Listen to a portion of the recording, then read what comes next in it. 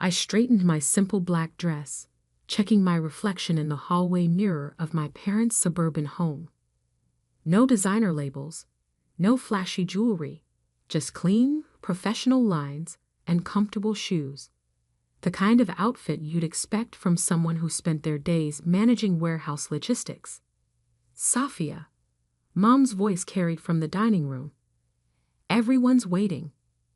Everyone meant my brother Michael, the successful real estate developer, his wife Amanda with her family money and country club membership, and my parents' carefully curated collection of family friends, all gathered to celebrate Dad's retirement from his mid-level banking job.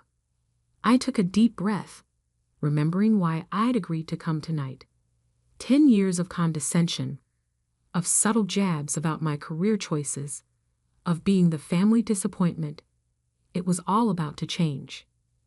They just didn't know it yet. There she is, Mom said as I entered, her smile not quite reaching her eyes. We were just telling the Andersons about Michael's new development project.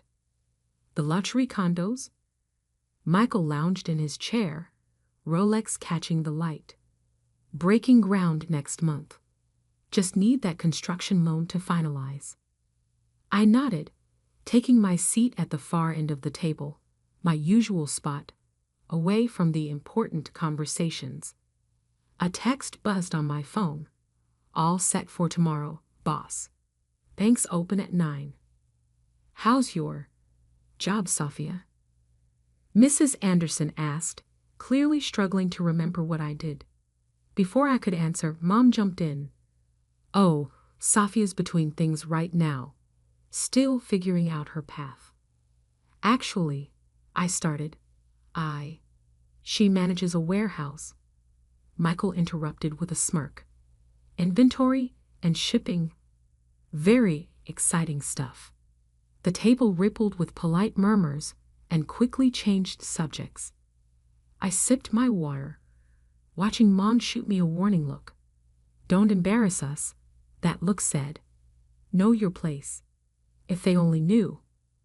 10 years ago, fresh out of college with my logistics degree, I'd taken a job as an assistant manager at Global Freight Solutions. While Michael was busy partying through business school, I was learning every aspect of the supply chain industry. While he networked at cocktail parties, I built relationships with truck drivers, customs agents, and dock workers, the people who actually made global commerce possible. Did you hear? Amanda's voice cut through my thoughts. The Richardsons' daughter just made junior partner at her law firm. Wasn't she in your class, Safia? She was, I replied calmly. Jessica's doing well.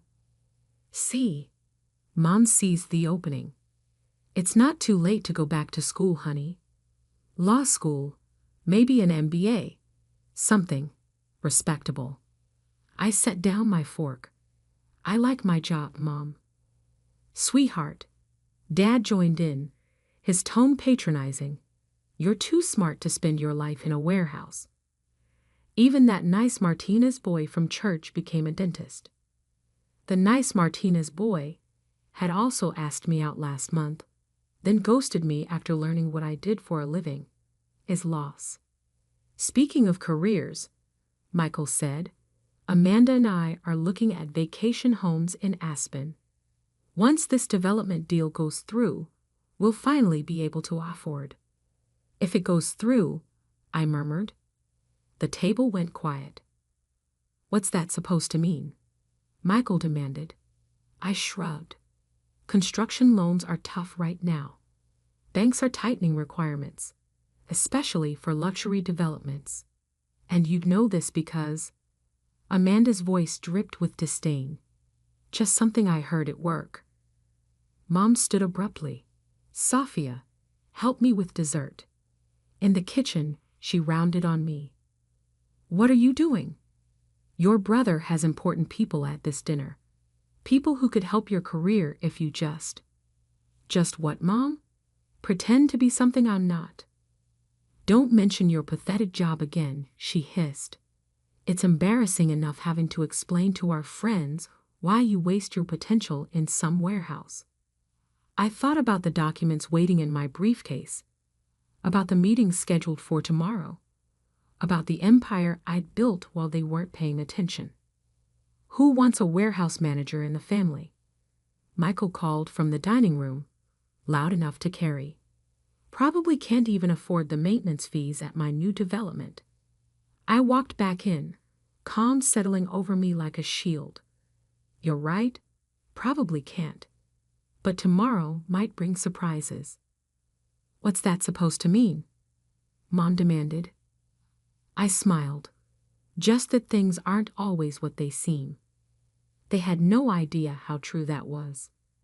That assistant manager position? I'd used it to learn every flaw, every inefficiency in the global supply chain. While my bosses focused on quarterly reports, I developed a revolutionary logistics software system. When they passed me over for promotion, I quit and started my own company. Atlas Logistics began in my garage apartment, just me and a laptop. But I understood something my family never had. Real power isn't in flashy developments or country club memberships. It's in controlling how things move. Every product, every material, every component has to get from point A to point B. I made that process seamless. Major manufacturers noticed. Tech companies noticed. Anyone who needed reliable, efficient shipping became my client. Atlas grew silently, deliberately, until we controlled logistics for half the country's major retailers. I kept my old warehouse job title, working from the front lines, seeing opportunities others missed. The office politics and backstabbing that consumed my brother's world meant nothing in mine. I built something real. And tomorrow, when Michael's loan application crossed my desk, because yes, I owned the logistics company that the bank used to verify supply chain stability for construction projects, everything would change. More wine, Sophia. Amanda offered condescendingly. Drown your sorrows about that warehouse? I declined politely. Early meeting tomorrow. Oh, counting boxes. Michael laughed at his own joke. Something like that. The rest of dinner passed in a blur of subtle digs and pointed comments. Mom kept trying to set me up with successful men from church. Dad hinted at job openings at his bank. Michael bragged about his development plans. I let them talk. In my car later that night, I called my assistant. Everything ready for tomorrow? Yes, Ms. Martinez. The bank's due diligence team will discover that the proposed construction site has severe supply chain vulnerabilities. Atlas Logistics' report will effectively kill the loan. Unless they contract exclusively with us for all materials transport. At premium rates. I smiled. And who owns Atlas Logistics? On paper, a dozen shell companies. In reality, you're the sole owner and CEO. Worth approximately $300 million as of last quarter. Tomorrow, my family would learn that their embarrassing warehouse manager controlled one of the largest logistics networks in the country. That Michael's success or failure depended entirely on my company's approval. That every snide comment, every dismissive gesture had been directed at someone who could buy and sell their whole world 10 times over. But tonight, I drove home to my modest apartment above the warehouse. Tomorrow would come soon enough. A text from Mom. Hope you'll think about what we discussed. Law school applications are still open for spring. I didn't reply. The numbers in my company's books would reply for me soon enough. The bank's conference room had the sterile, polished feel of every financial institution I'd ever visited. But today, sitting quietly in the corner while Michael presented his development proposal, I savored every detail. As you can see, Michael gestured to his sleek slides. The Pinnacle at Highland Park will redefine luxury living in our city. 40 stories, premium amenities, spectacular views. I watched the loan committee's faces. 5 senior bankers who'd evaluate the $50 million construction loan application. Mom and Dad sat near Michael, beaming with pride. They'd called in favors to get this meeting at the prestigious First National. Very impressive, Mr. Martinez, the committee chair said. However, we have some concerns about supply chain stability. In today's market. Oh, that's all arranged, Michael waved dismissively. We've got contracts with multiple suppliers. Actually, a new voice spoke up. That's why I'm here. Everyone turned as Thomas Bradford, CEO of First National Bank, walked in. My parents' eyes widened. The CEO himself rarely attended loan committees. Tom, Dad stood, eager to leverage his old banking connection. What a pleasant surprise. Bradford nodded politely, but kept his eyes on his tablet. We've received some concerning reports about the project's logistics viability. According to Atlas Logistics, the color drained from Michael's face. Atlas was the gold standard in supply chain analysis. Their reports could make or break major projects. Atlas, he stammered. But they're just a logistics company. Surely the bank doesn't. Atlas Logistics, Bradford continued, controls 80% of construction material transport in this region. Their analysis suggests severe supply chain vulnerabilities at the proposed site. Without their support, material costs could increase by 40%. Michael's perfect presentation was crumbling. But we can find other transport companies. In theory, yes. In practice, Atlas has exclusive contracts with most major suppliers. They've revolutionized the industry. Very impressive company. Very private. I shifted in my seat, enjoying the show. What do you suggest? Mom asked anxiously. Well, Bradford checked his notes. Atlas has indicated they might consider a premium service contract. If you're interested, their CEO is actually here today. Michael looked around frantically. Here? Where? I stood up slowly, smoothing my simple black dress. Right here. The silence was absolute. No, Michael whispered. Yes, Bradford smiled. Ms. Martinez has been one of our most valuable clients for years. Atlas Logistics holds significant accounts with us. Mom's hand flew to her mouth. Dad seemed to age 10 years in 10 seconds. Michael just stared, his expensive suit suddenly seeming like a child's costume. You, he managed finally. You're Atlas. Founded it 10 years ago, I said calmly, while managing that embarrassing warehouse job. But you never said anything. All those times you mocked my career, dismissed my potential, treated me like the family failure. I pulled out my own tablet. Let's talk about those supply chain vulnerabilities. For the next hour, I methodically outlined every flaw in Michael's logistics plan, the impossible delivery schedules, the unrealistic cost projections, the bottlenecks he'd never considered. This is absurd, he finally exploded. You're doing this to sabotage me. No, I corrected. I'm doing my job. The same job you've ridiculed for years. Safia, Mom tried, her voice shaking. Surely you can help your brother? Family should. Families should support each other. I cut in. Not tear each other down. Not shame someone for their choices. Not decide someone's worth based on appearances. Bradford cleared his throat. Perhaps we should discuss Atlas Premium service option. I pulled up the contract. Triple our standard rates. Exclusive 5-year commitment. Non-negotiable. Triple? Michael choked. That would eat most of our profit margin. Welcome to the real world of logistics, brother, where actual work matters more than flashy presentations. Dad finally spoke up.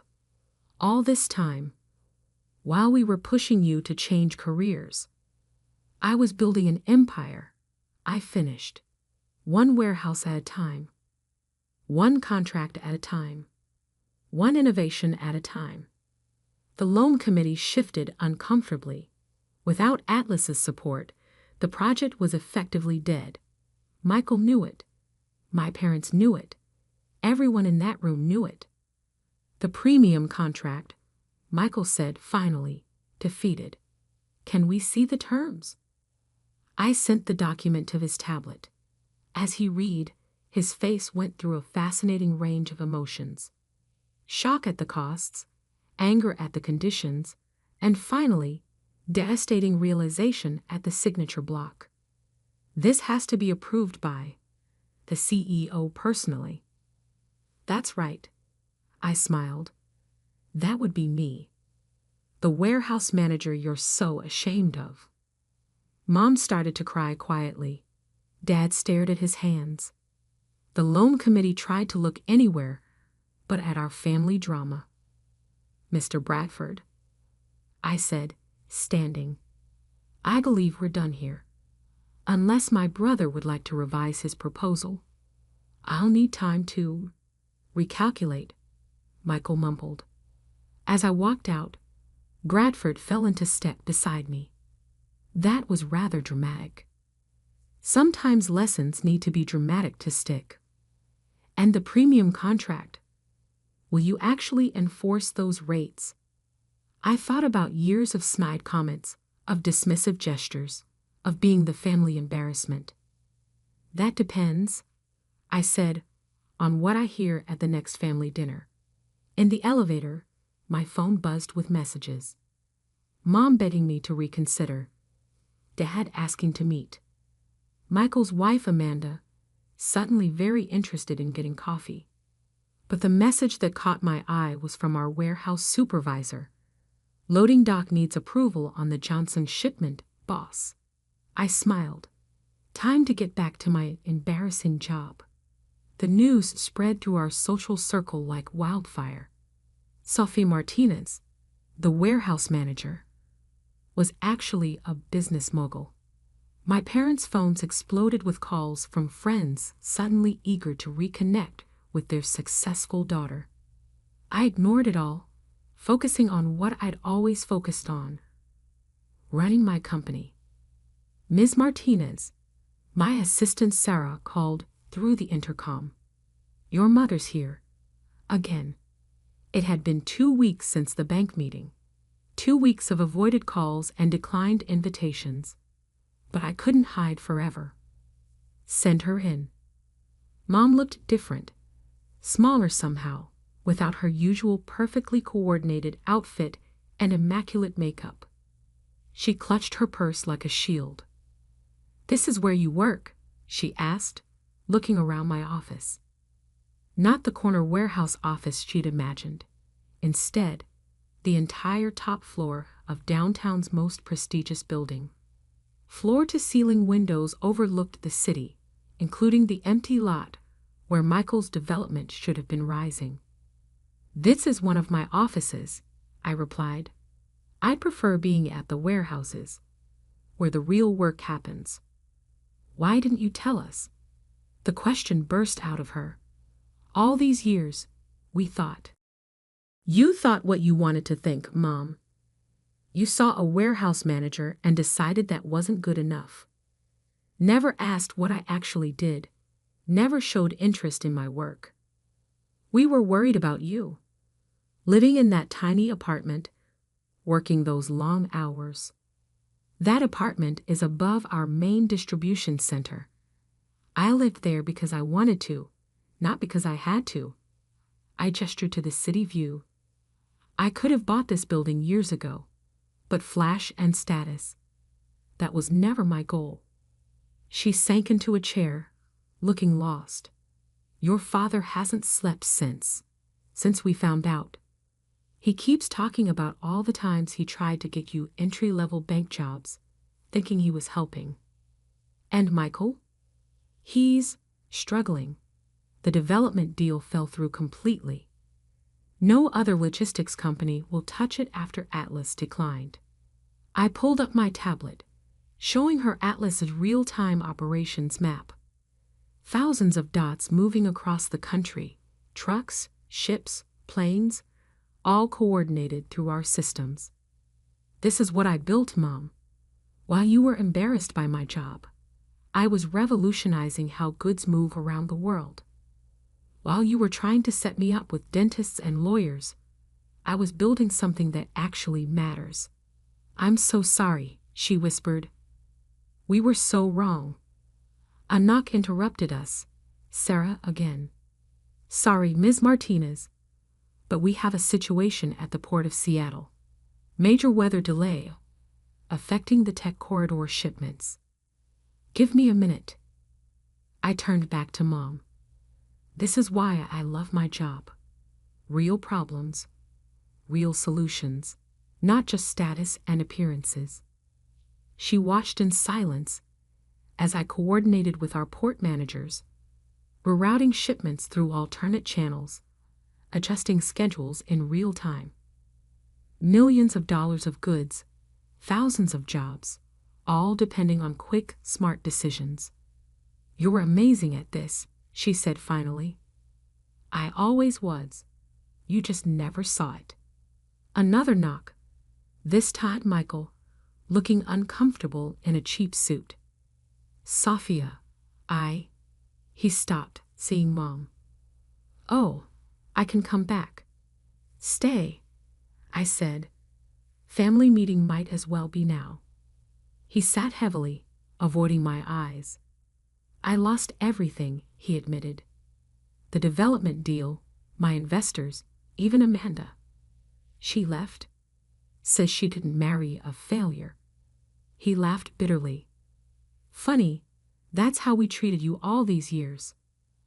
Michael, I began, but he cut me off. No, let me finish. I was so busy playing big shot developer, I never actually learned the business. Not like you did. You started from the ground up, learned every detail, built something real. Mom wiped her eyes. We were such snobs. All that time bragging about Michael's projects. And our real success story was right there, managing warehouses. My phone buzzed. Dad, requesting access from lobby security. Send him up, I told Sarah. When Dad walked in, the family circle was complete. He looked older, tired, but something else too, proud, maybe for the first time, of what I'd actually achieved. I drove by the warehouse today, he said quietly. Your warehouse. Saw the trucks lined up, everything running like clockwork. Got me thinking about all those dinners where we treated you like. He trailed off. Like an embarrassment, I finished.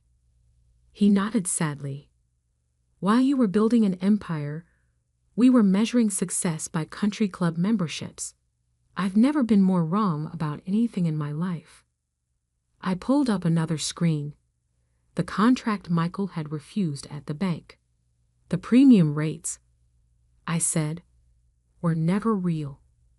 That was just a lesson in humility. Michael's head snapped up. What? Atlas will support your development. Standard rates. But I held up a hand as hope flooded his face. You're going to learn this business from the ground up, starting in our warehouse management training program. You mean 6 months loading trucks, learning logistics, understanding how things actually work. No shortcuts, no fancy titles, just real work. I'll do it, he said immediately. Whatever it takes. Mom leaned forward. And us? How do we fix what we broke? I thought about all the family dinners, all the subtle jabs, all the attempts to change me into their version of success. "Come see what I actually do," I said. "Not what you imagine I do. Come to the warehouses. Learn about my world. Stop being ashamed of honest work." The next month wrought changes no one could have predicted. Michael traded his Rolex for a safety vest, learning logistics from the ground up. Mom started volunteering at our workforce development program, helping employees earn their GEDs. Dad became fascinated by our technology, often spending hours understanding our systems. The family dinners changed too. Now they were at my apartment above the warehouse, with conversations about real work, real challenges, real achievements. No more social climbing, no more status anxiety. One evening, as we watched trucks being loaded below, Mom asked, "Are you happy, Safia?" "Really happy." I looked at my family, finally seeing me, finally understanding what I'd built, and at the empire of motion I'd created. I always was Mom, moving things, solving problems, building something real. That's what I love. The money, the power, that was never the point. "We understand that now," Dad said. "Thanks for not giving up on us." Michael, fresh from his shift, joined us still wearing his safety vest. "Hey, sis, remember when I used to mock your pathetic warehouse job? Hard to forget. Today I learned how to optimize loading patterns for maximum efficiency. Actually, pretty amazing stuff." I smiled. "Welcome to my world, brother, where success isn't about looking important. It's about being important," he finished. "To the world, to the economy, to people who depend on us." Later that night, alone in my office, I looked at our family photo from Dad's retirement dinner, the last picture of us before everything changed. We looked perfect on the surface, wealthy, successful, proper, and completely fake. Now we were real. Michael was discovering the satisfaction of actual achievement. Mom was learning the value of meaningful work. Dad was seeing success through new eyes. And me, I was exactly who I'd always been. The warehouse manager who built an empire. The logistics expert who kept the world moving. The daughter who finally taught her family what success really means. My phone buzzed. A problem at the Chicago hub needed attention. I smiled, ready to tackle another real challenge in my embarrassing job. Sometimes the best revenge isn't about proving people wrong. It's about showing them a better way to be right.